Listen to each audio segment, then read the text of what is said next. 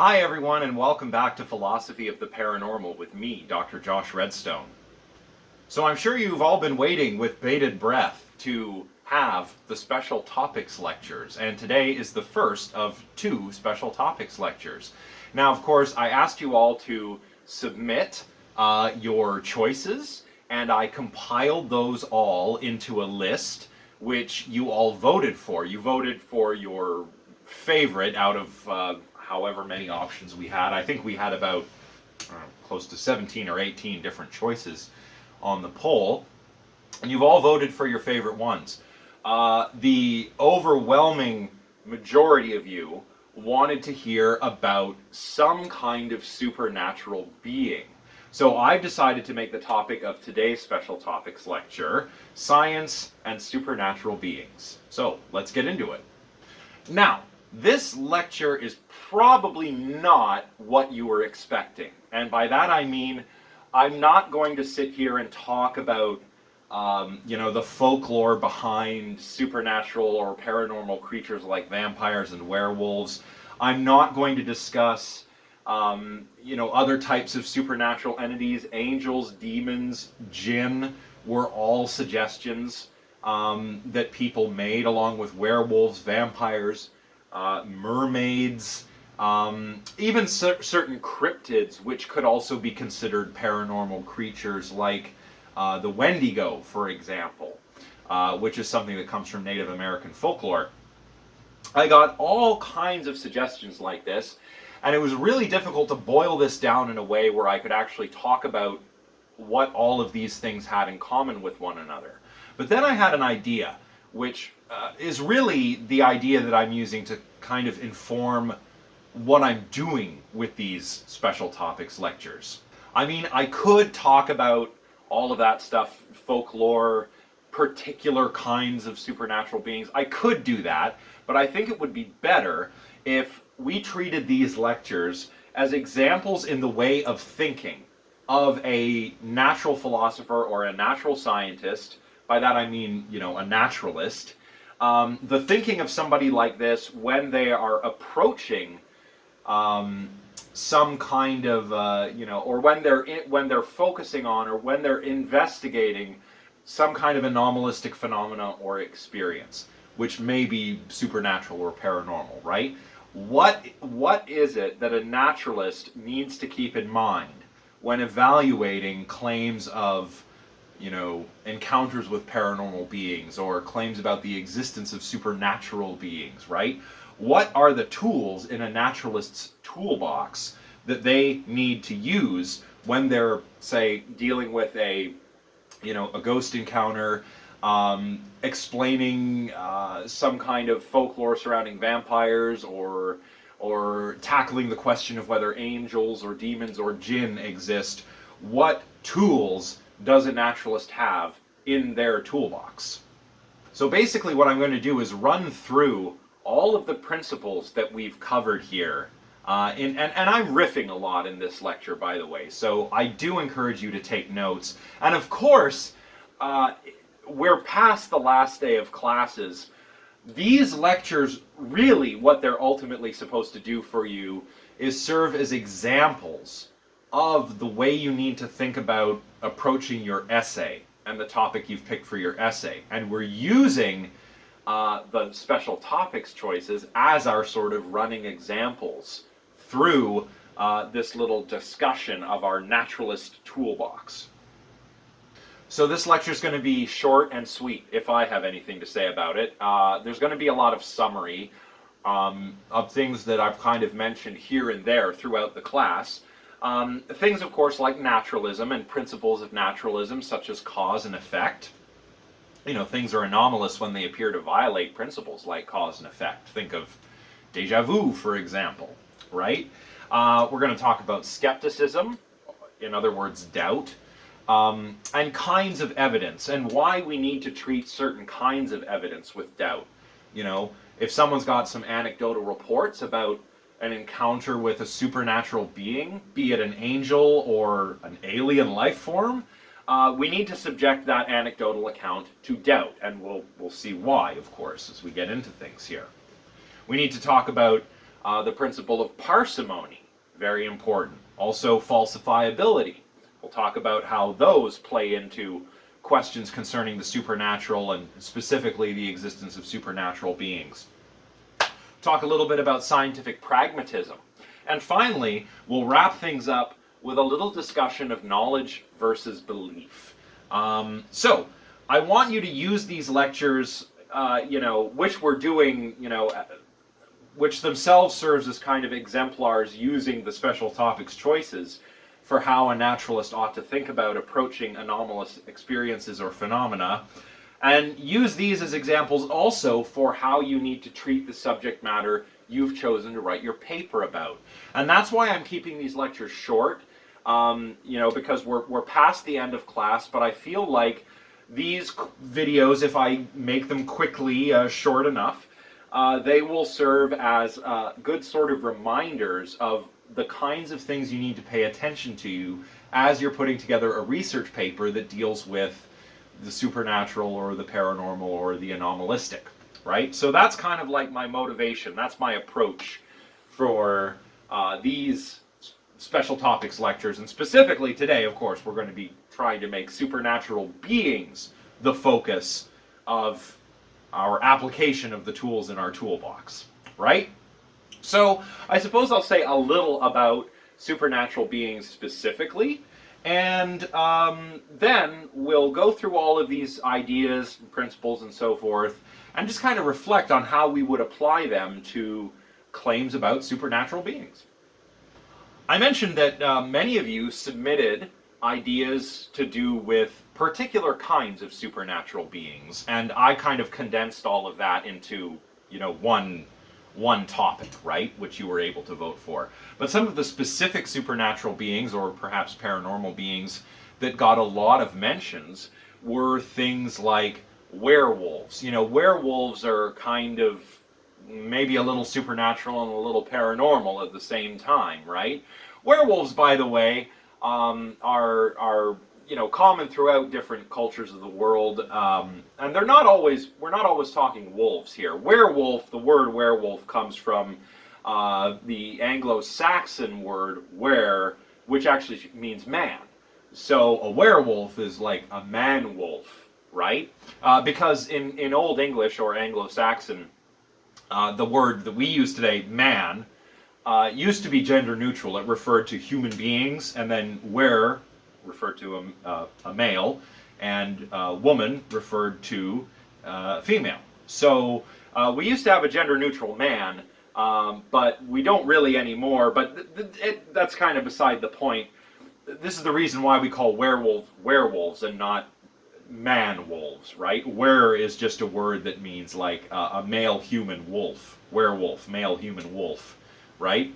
But there are, of course, different kinds of shape-shifting supernatural beings from all around the world in different cultures and their folklore, right? It's not just werewolves. There are, changelings, skin changers.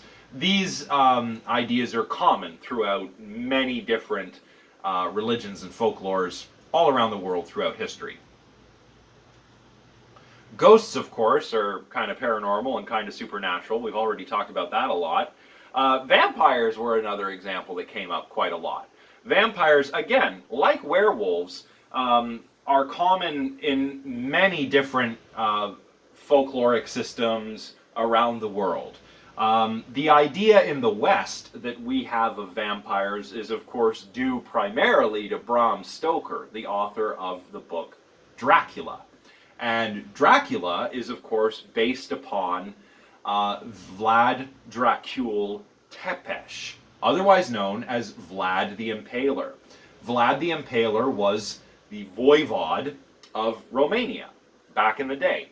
And he was called Vlad the Impaler because he had this brutal method of executing people called impalement, which basically involves putting a human being on a spike where the spike goes, up where the sun don't shine and comes out of your mouth. So an incredibly brutal method of torture and execution. that Vlad the Impaler has kind of come to be known for.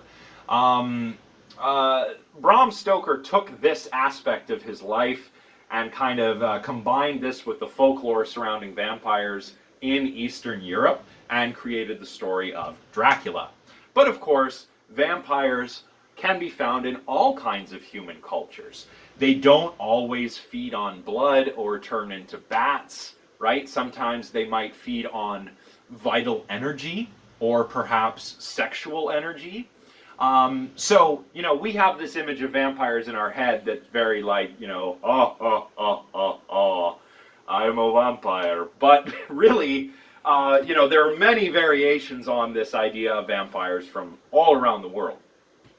Of course, I also got a lot of suggestions, which I think would count as supernatural but not paranormal, in a similar way that, you know, earlier in the class I said that miracles, if there were to be a miracle, that would be supernatural but not necessarily paranormal, right? Because paranormal, you know, on the one hand carries this connotation of something that can be explained but hasn't yet been explained, and miracles are supposed to just be miraculous, right? And you know, so we don't explain miracles, we just say if there was a miracle, that's because God did it, right? So that's strictly supernatural. And of course, paranormal things are also spooky, whereas supernatural things are not necessarily spooky. I'm talking about things like angels and demons. You know, angels, I suppose we don't really think of them as spooky.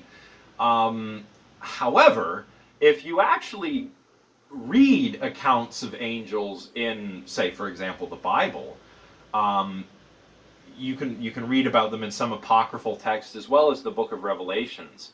Angels, which the word angel comes from angelos, from Greek translations of the Hebrew Bible. Angelos means messenger.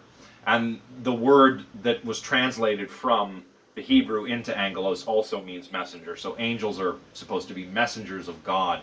Angels are actually described in the Bible as quite terrifying, especially when you get into the archangels, right? Archangels are not beautiful, winged, anthropomorphic figures like when you see an angel depicted in a Renaissance painting.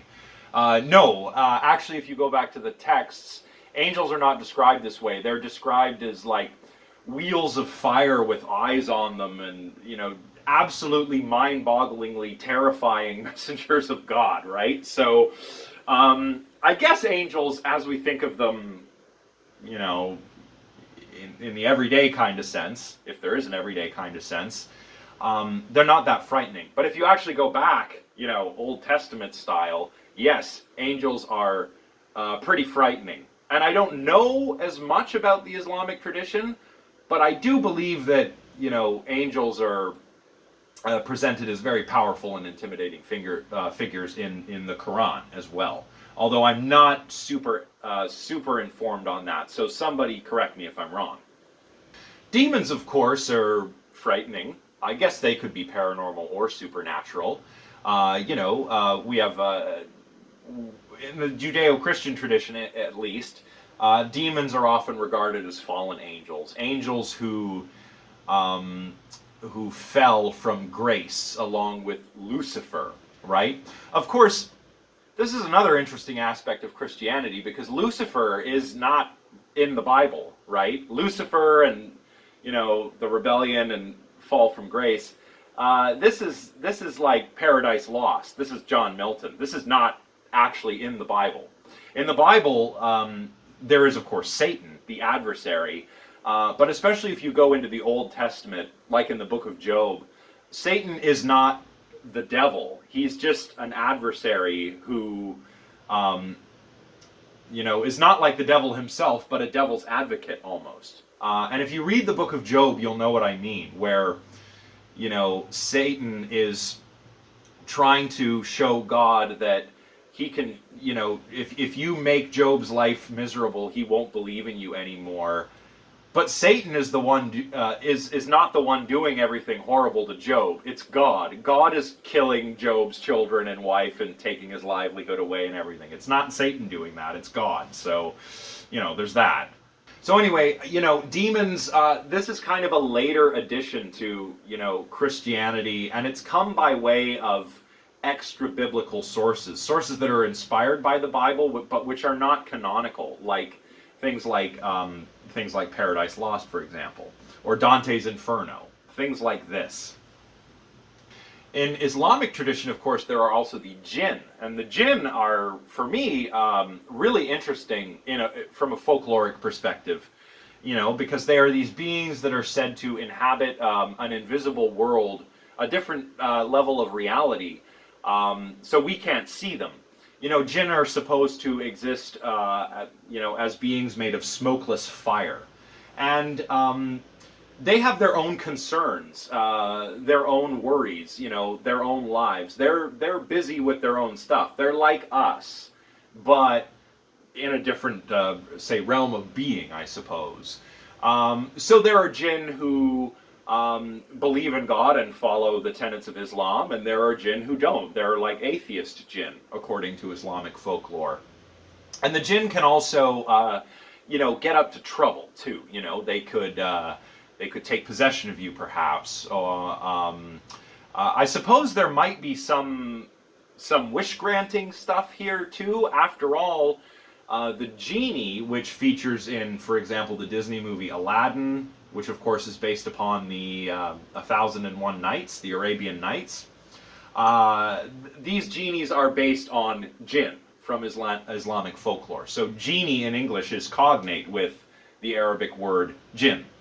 But jinn aren't always, in Islamic folklore, they aren't always evil. A lot of them are probably just imagined to be like human beings are, neither very evil nor very good, right? But the evil ones, I suppose, it is believed that they can cause a little bit of trouble from time to time. So if you come from the Islamic background, you probably have heard a lot about jinn. You're probably much more familiar with the ideas of the jinn than I am. Now, when it comes to questions surrounding the existence of supernatural beings, be they vampires, werewolves, or angels and demons, or whatever, we need to keep in mind one of the assumptions of science and philosophy, and that is, of course, naturalism. That's a big one. And we covered this at the beginning of the class. There's metaphysical naturalism, which is a metaphysical theory, a theory of reality. It says that only the natural universe exists. There are only natural things. There just are not supernatural things. That would seem to just fundamentally rule out the existence of the supernatural if you are a metaphysical naturalist. But some are also just methodological naturalists, right? This isn't a claim about reality, it's a claim about methodology, a claim about what science and philosophy can do. Science and philosophy, if you're a methodological naturalist, can only study what is natural. There may be supernatural things, but science and philosophy can't really study them. They're kind of beyond the purview of these methods of investigation. Now, not every philosopher is a naturalist, but most are, and most scientists are naturalists as well. Some aren't. We've seen that in this class. Now, not everyone is a naturalist, but most are. But just it's important to be aware that this is an assumption that it is probably going to benefit you to stick to when you are writing your essay, or indeed when you're thinking about anything that's purportedly paranormal or supernatural. Is there a way that it could be naturalistically explained, right? And this doesn't mean you have to go so far as to say, I'm a metaphysical naturalist, so I just categorically rule out the supernatural. But, you could be a methodological naturalist, and a lot of religious scientists are like this, right? There are scientists who are deeply religious and who adhere to the tenets of their religion, which is obviously, a supernatural sort of thing. But they also study the natural world. Francis Collins is an example. Francis Collins has made significant contributions to the Human Genome Project, decoding the genetics of humans. But Francis Collins is also an evangelical Christian, right? He believes in the possibility of having a personal relationship with Jesus Christ, right? Jim Al-Khalili, another great example. He is a physicist. He studies all kinds of cool stuff like quantum mechanics, but he's also a practicing Muslim, So you don't have to be a metaphysical naturalist, but you should at least be a methodological naturalist when it comes to questions like this. And if you do run into something that's purportedly paranormal or supernatural, like a supernatural being, or even God and the angels and everything, you can just say, well, that's not what science is for. Non-overlapping magisteria and all of that stuff that Stephen Jay Gould used to talk about, for example. So I guess what I'm saying is that, if you have naturalistic assumptions, they don't necessarily rule out the existence of the paranormal or the supernatural. Indeed, as we talked about in the beginning of this class, the word paranormal replaced the word supernormal, which was meant to describe phenomena that in principle could be explained, but were just at the moment not explained, and may have represented some new direction of human evolution or something, right? Remember, the psychical researchers thought this with respect to psi. But of course, if we explain, anything paranormal or supernatural in a naturalistic way, then it ceases to be supernatural or paranormal anymore. So the realm of, possible supernatural things shrinks when we explain them naturalistically. It's just the same as how we used to explain all kinds of illnesses as the result of demons or curses or perhaps God's wrath. Maybe God is going all Book of Job on somebody, right, and testing them.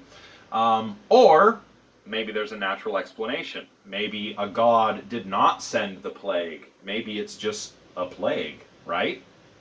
So when it comes to the existence of supernatural beings, I encourage you all to have an open mind, certainly.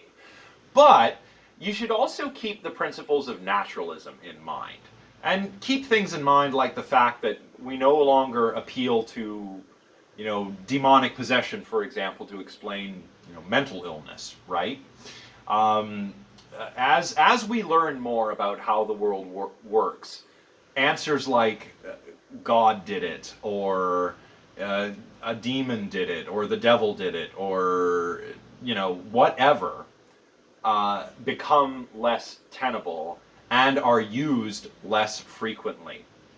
It's related to an idea called the God of the Gaps, an idea that we can appeal to a supernatural explanation when we don't have a natural explanation. But the problem, of course, is that the more we explain, the less we actually need to use something like a God of the Gaps argument to answer questions.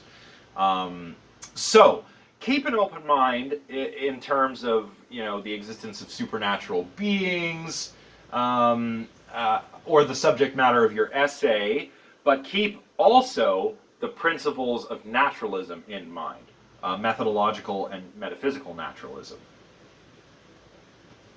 You also have to keep skepticism in mind, and you have to be skeptical when it comes to the existence of these things, right? And skepticism, by the way, it comes from the Greek word skepsis, and this means to doubt, right? There are a couple of different branches of skepticism that come down to us through history from the ancient Greeks. There were academic skeptics, for example. These would have been skeptical philosophers that were associated with Plato's academy. That was the university that Plato founded in Athens. And there was another school called Pyrrhonism, initiated by Pyrrho of Elis. And Pyrrhonism, you want to doubt, but you also want to suspend judgment about things. And the idea here is not just that you can reach more secure knowledge, but also that you kind of cultivate a sort of mental well-being by doing this as well. And we know about a lot of this thanks to Sextus Empiricus, another ancient figure who preserved most of what we have today about these different skeptical schools of thought. Most of the original writings of the skeptics are no longer available to us. But thanks to Sextus Empiricus and later figures like William of Ockham, and then even later, Descartes, René Descartes, the French philosopher and father of modern philosophy, skepticism became further developed and began to become important in doing natural science and philosophy. Especially with Descartes, really, because Descartes is well known for his methodological doubt. If you've ever read the Meditations by Descartes, you know that Descartes subjects all of his beliefs to doubt. Even though he was a believer in things like, God, he even subjected his own belief in God to doubt. Why did he do that?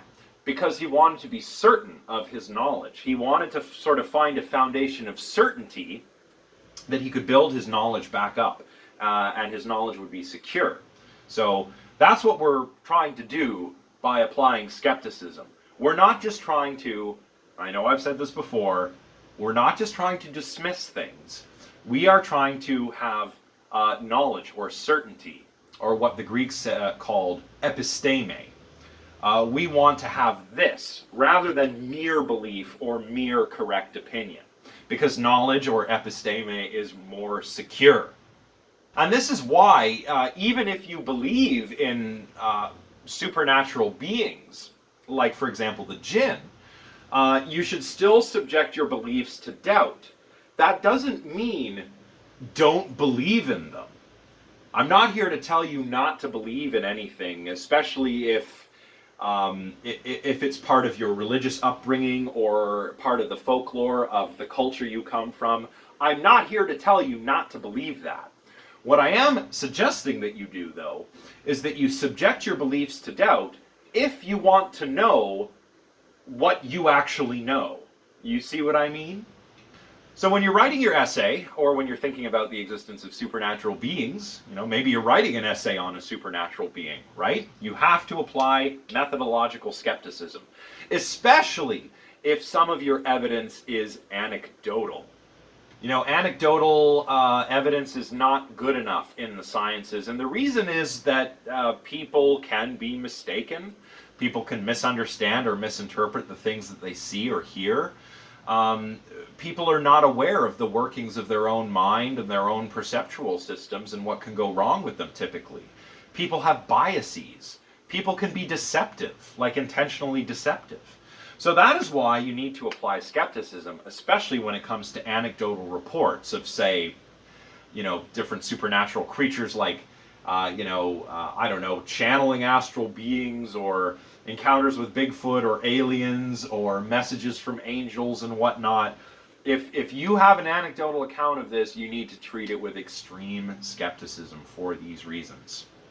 You also need to ask yourself whether there are naturalistic explanations that might be better explanations than supernatural explanations. Because remember, the realm of supernatural explanations, that sort of set of things, of phenomena that we explain by appealing to the supernatural, has been shrinking ever since we started doing philosophy and science. So you have to ask yourself, if you're hearing stories about ghosts, vampires, jinn, whatever, could these be anecdotal?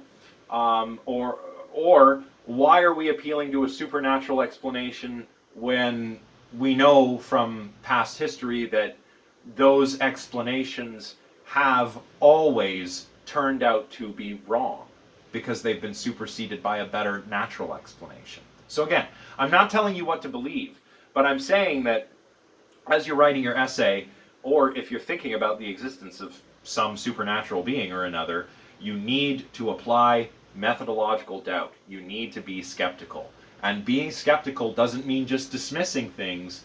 It means subjecting things to doubt and seeing if they survived that test. If they do, then maybe they can become knowledge rather than belief. Of course, another important principle is the principle of parsimony, and I've mentioned this time and again throughout this class. The principle of parsimony is sometimes called Occam's razor, which is due to a scholastic philosopher named William of Ockham who was working in the 1200s. And it's usually given, as the simplest answer is the correct one. Or, and this is probably closer to what William of Ockham actually wrote, do not multiply entities unnecessarily. What does that mean? Well, basically it means that given two or more different possible explanations for something, you should go with the explanation that has the fewest unwarranted assumptions. Now, when it comes to supernatural stuff, it's typically the supernatural explanation that has more unwarranted assumptions.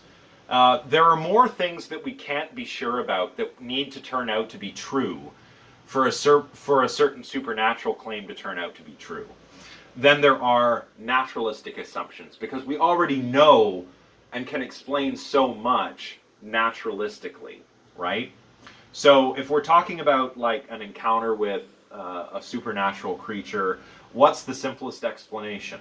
Probably something like a person was mistaken about what they encountered, or something like that, rather than there exists a particular kind of supernatural being which works this way and does this and so on, which is all really epistemically unwarranted, given the explanatory success of naturalism and the explanatory impotence of supernaturalism, if you like.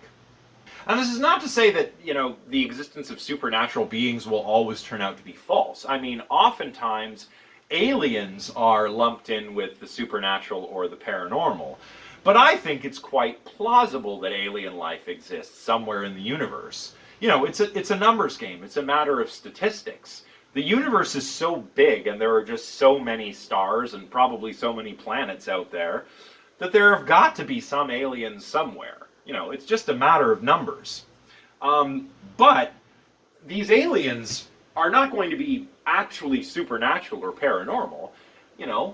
They're natural beings just like we are. Right? So some of these things which are purportedly supernatural could turn out to be real and just have naturalistic explanations. And that is parsimonious. But when it comes to things like psi, for example, parapsychology can't really claim to be parsimonious anymore, because so much of what would need to be true for the existence of psi to be true just flies in the face of what we already know about how the universe works, like cause and effect, time, the way physics works. It just wouldn't be parsimonious. So if we're thinking of things like angels, demons, werewolves, mermaids, vampires, we've got to also apply the principle of parsimony. If somebody believes they've had an encounter with one of these creatures, what is an alternative explanation, an alternative natural explanation? And is it more parsimonious? Does it have fewer unwarranted assumptions about the way the universe works than the supernatural explanation? And if it does, then you should probably argue for the natural explanation, or just whatever explanation is more parsimonious. An important principle that we haven't really talked about too much in this class is that of falsifiability. And the importance of falsifiability is due largely to Karl Popper, who was a philosopher of science working in the early 20th century. Interestingly enough, Popper was actually a dualist, like René Descartes. So he wasn't a substance monist like most naturalists are today. Only one substance exists of physical stuff. These substance monists, as I talked about in the beginning of the course, are often called physicalists or materialists. Popper was a dualist like Descartes. He believed in physical stuff and then mental stuff, right? Very similar to Descartes. But, that aside, the point that he makes with this principle of falsifiability is that the aim of scientific explanation, by running experiments and so forth, is not actually to verify a hypothesis, but to attempt to disprove a hypothesis. When we do a scientific experiment, what we are doing is coming up with a claim about how we think the world works. You know, how we think the experiment will go based on how we think the world works. And that's our hypothesis, right? A will happen or B will happen, right? We come up with a hypothesis and we test it. What we're doing when we're testing it, though, is not trying to see if the hypothesis happens, because we could then have a false positive. Maybe something else happened that caused our hypothesis to seem to be verified, and that seems to explain something. But maybe something completely different happened, and it just so happens that it looks like our hypothesis explains what happened, right? So what we do instead is we actually try to disprove our hypothesis, and that is how scientific experiments are designed. They are not designed to verify hypotheses. They are designed to disprove hypotheses. Now, this is kind of like scientific skepticism here as well. We're trying to disprove claims that we're generating based on our observations. You know, we observe, we come up with a hypothesis, and then we try to prove it wrong. If we prove it wrong, great, we know that our hypothesis was false and we need to go back to the drawing board. But if we fail to disprove a hypothesis over many different trials and in many, many different studies, then that is evidence that our hypothesis is correct. By doing this, scientists have been able to establish things like laws of nature or psychological or sociological effects in human beings. And this allows scientists to build theories. And theories are pretty powerful, by the way. They are explanatory models, like law-like explanatory frameworks that specify causal relations between, you know, parts of the natural world, parts of the cosmos.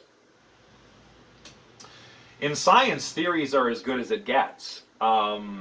Theory in science doesn't mean like, you know, what theory means in everyday speech. It's not like a wishy-washy idea about something.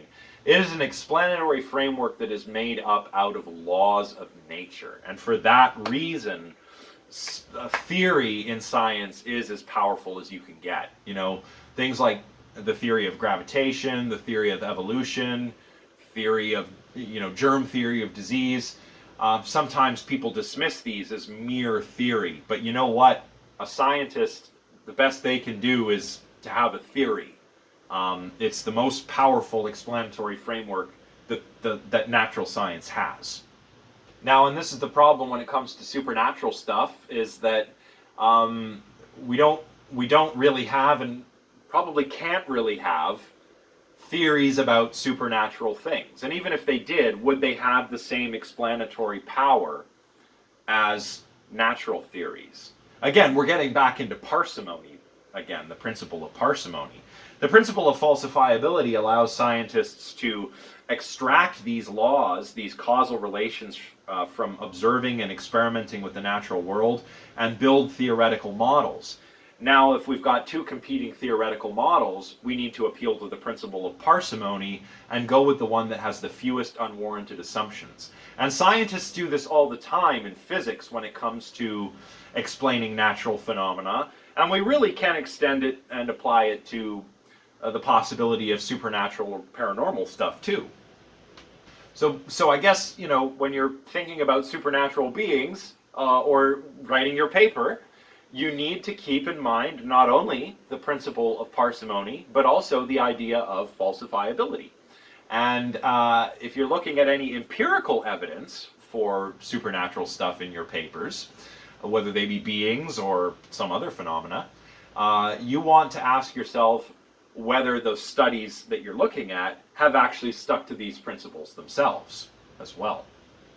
If you're genuinely curious about whether some supernatural entities really exist, I want you also to keep in mind an idea called scientific pragmatism.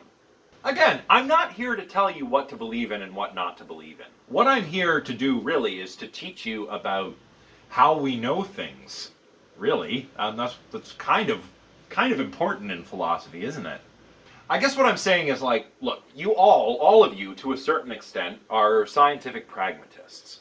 Pragmatism is a word that means, something like practical, right?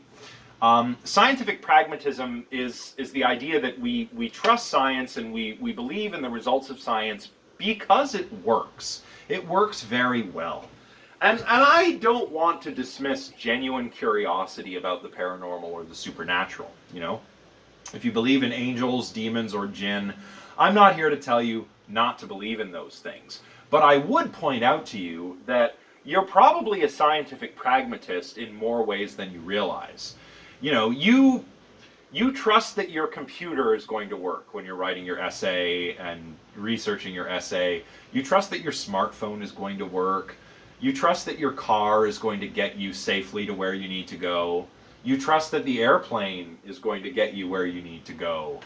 You trust that medicine will cure an illness. And you probably won't appeal to alternative medicine unless regular medicine hasn't worked. Or you might maybe use some alternative medicine with your regular medicine. But the point is, all of us are to a certain extent scientific pragmatists. Why stop being a scientific pragmatist when it comes to, the possibility of the existence of supernatural beings? Now, of course, scientific pragmatism goes a lot further than this. Scientific pragmatism can really get pretty abstract, right? If you think of something like theoretical physics, what do theoretical physicists do? They're there with their chalkboards, drawing formulas on them and trying to, use some logic and some different kinds of theoretical tools to work out how, say, subatomic particles work. So we have, protons, neutrons, electrons. How do they work? Theoretical physicists will use like mathematical tools to answer questions about their properties. None of this tells us what,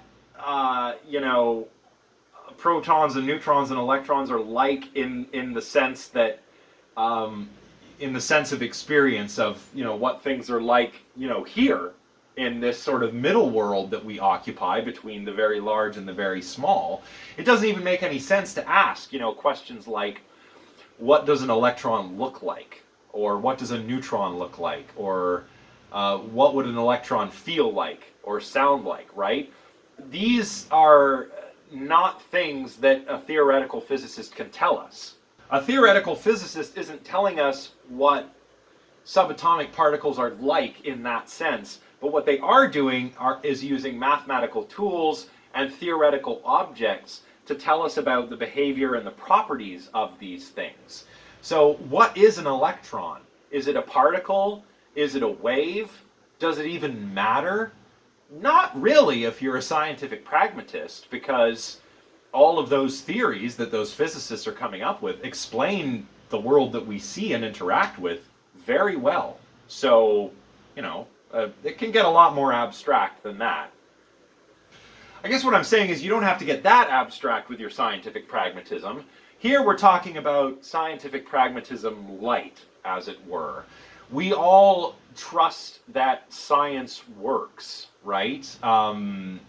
You raise no issues with natural science if you're using the GPS on your cell phone to find your way to a new location, right?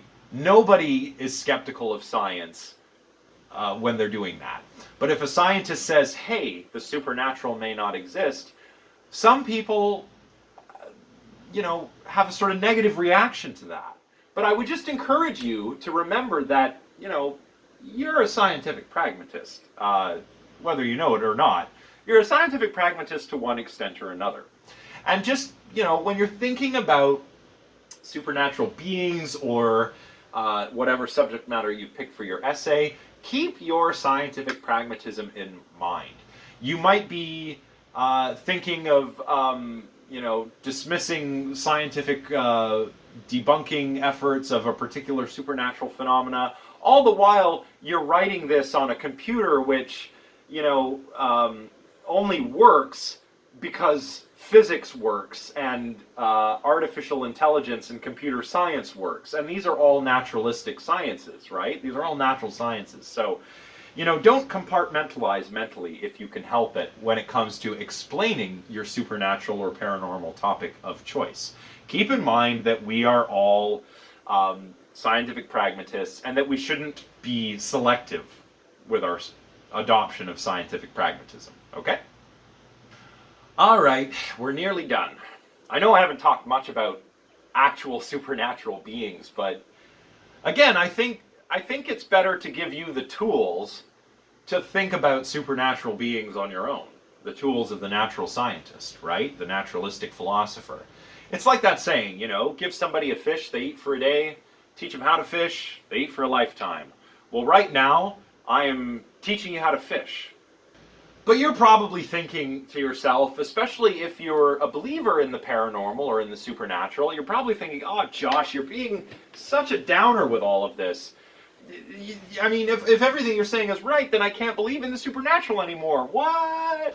Well, look, I'm not trying to tell you what to believe or what not to believe. I'm giving you the tools so that you can decide for yourself, after doing a little bit of philosophy, what you do believe in.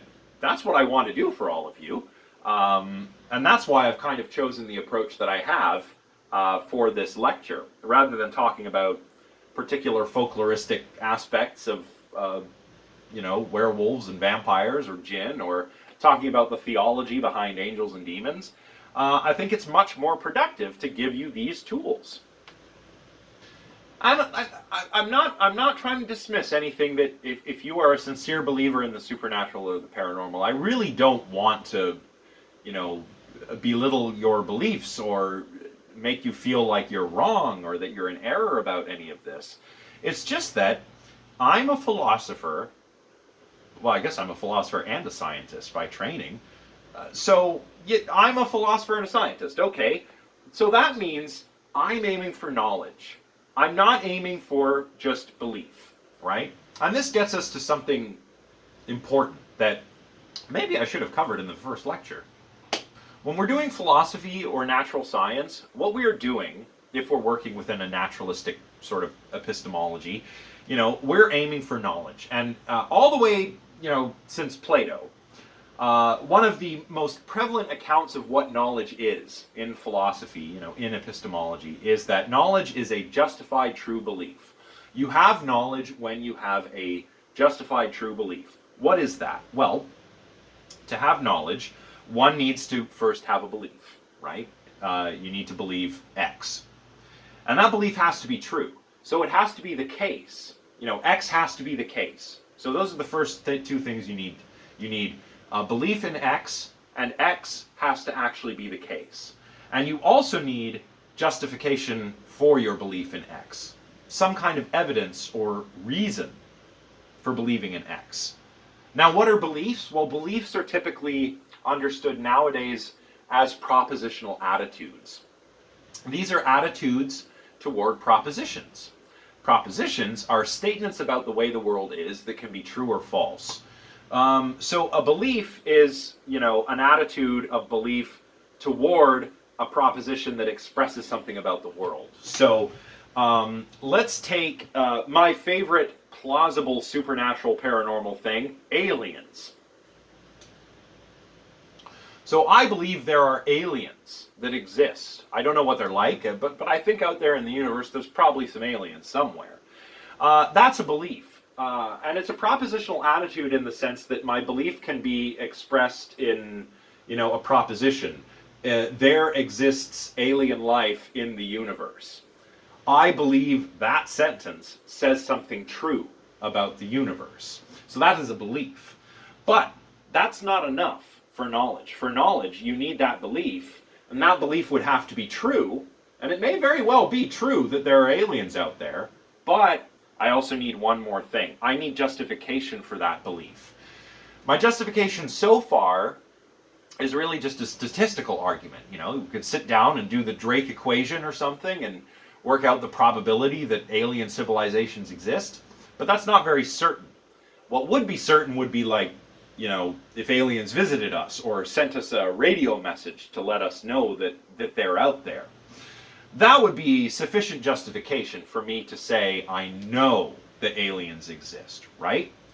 And as a philosopher and a scientist, what I am after is knowledge and not belief. Plato, in his dialogue, the Meno, has the character Socrates offer a very interesting analogy between knowledge, which is a justified true belief, and correct opinion and mere belief, which don't have the justification that knowledge has. Socrates says that right opinion, true belief, these things are good, but they're not secure, right? They're like the images of Daedalus. What are the images of Daedalus? Well, you may have heard of Daedalus, the mythical Greek craftsman. You know the story of Daedalus and his son Icarus? Daedalus, the craftsman, made these wings out of wax and feathers so that he could fly. And he and his son Icarus took to the skies. But Icarus flew too close to the sun, and the sun melted the wax that held the feathers on his wings, and he plummeted to earth and died. This is a story that's designed to teach about what the Greeks called hubris, or arrogance before the gods. You know, Icarus flew too high, and of course, in Greek mythology, the sun, Helios, is carried across the sky by Apollo. So Icarus was daring too close. He was flying too high, too close to the gods, and the gods smote him back down to earth. But another interesting thing about Daedalus is that he was said to have made these images. Not images like paintings or pictures, but statues. And it was said that the images of Daedalus, these statues that he made, were so lifelike, they were so beautiful that everybody wanted them, but they were so lifelike that if you didn't fasten them down, they would just get up and walk away. That's how lifelike these statues were. They'd run away if they weren't secured properly. So I always like this analogy that Plato has Socrates make in the Meno between knowledge and belief. Mere belief or right opinion is like an unsecured image of Daedalus. It's nice when you have it, but it could just get up and run away. Get up and run away on you. But if you have justification for your belief, which is what gets you to knowledge, then you've got your image of Daedalus and it's secured there by a chain. It's great, it's beautiful, but it's not going to run away on you. So that's a fun little example from one of Plato's dialogues, the Meno. So, I guess what I'm saying when it comes to the existence of supernatural beings, or any other supernatural phenomena, people are going to believe what they will, especially because the supernatural features so heavily in religion. And I'm not a religious person myself, but I understand that religion is a thing that humans do. And it's probably a thing that we're going to keep doing, frankly. Also, folklore, ritual, in addition to religion and its practices, these are very human things to do. We are not going to ever not do something like this as human beings. So I'm not one of those like atheists who's going to be all like, you're crazy if you believe this stuff. No, belief in the supernatural and the paranormal is a very human thing. But remember that we are in a philosophy class, and I'm not going to tell you what to believe, but I will remind you that we are after knowledge and not mere belief. So this is why it's really important that you apply the principles that I've outlined here when it comes to questions surrounding the existence of supernatural creatures, or when it comes to, really whatever you've decided to try and write your essay about. You need to be skeptical. You need to keep in mind various kinds of naturalism, methodological versus metaphysical, and how they differ from, say like supernatural explanations. You need to keep in mind parsimony, falsifiability, and the fact that when we do experiments, theories are good, but we want theories that are simple and elegant with few unwarranted assumptions. And when we try to test our assumptions with experiments, remember that we're not trying to prove them to be true. We're actually trying to prove them to be wrong. And if we can disprove a hypothesis, then okay, good. But if we repeatedly fail to disprove a hypothesis, then we're actually getting somewhere in our search for knowledge. Remember to be scientifically pragmatic. Remember to apply doubt methodologically, especially when it comes to things like anecdote. right? So basically, this is a toolbox. I think it's a reasonably good toolbox that you can all use to reflect on your own favorite, possibly supernatural being, whether that be something a bit spooky, like werewolves or vampires or mermaids or something that's maybe more closely tied to religion, like angels and demons and jinn, or even God, him/her self, right? So, not trying to tell you what to believe, but giving you the tools to go from belief to knowledge if you want to make that jump. And of course, you can apply this in your everyday life if you want, but I think it's especially helpful if you apply what I've discussed today when it comes to writing your essays. So, yeah. I suppose this is sort of a bummer for those that do believe in these kinds of things. What I've said today does suggest that either these things do exist, supernatural beings and supernatural phenomena. Either they do exist and we just can't study them, in which case they might as well not exist, or they violate these principles, and then it would seem that, to me anyway, as a scientist and philosopher, that they do not exist, or that there are naturalistic explanations for them. If you find that a bit of a bummer, I'm sorry, but I'm not trying to rain on anyone's parade here. I just want you to keep in mind these principles for your final paper. With that said, that is all for today. I hope I haven't been too much of a downer in this special topics lecture, and I'm sorry that the focus is so much on this toolkit rather than on supernatural beings themselves. But I just think it's going to be a lot more helpful if you can use these tools for yourselves when it comes to thinking about your favorite example of a supernatural being, or whatever it is that you're writing your essay about. So that's it for today. And the next one will be the final special topics lecture. I'm going to keep the topic a surprise until the essay drops, but I think you'll all, or until the lecture drops, sorry. I always mix up essay and lecture. I don't know why. Anyway, keep all of this in mind. The next special topics lecture will be available shortly, and I will save the topic of that one for when I release it so that it'll be a surprise, as I tried to say a moment ago. Otherwise, let me know if you have any questions at all about the writing of your papers. I've just got all of your essay proposals back to you, along with Carrie, so you've all got feedback.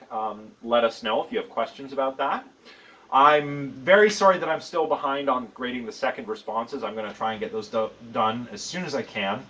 And Carrie is already working on response number 3 and getting that graded and back to you. So, should have the rest of your feedback done shortly. We'll have the next lecture done shortly, which is also the final lecture. Can't believe we're nearly finished. Anyway, this has been fun. I hope you find this lecture helpful when it comes to thinking about your essay, or thinking about the paranormal or the supernatural in general. And I'll see you all next time for our final lecture. All right. Bye for now, everyone.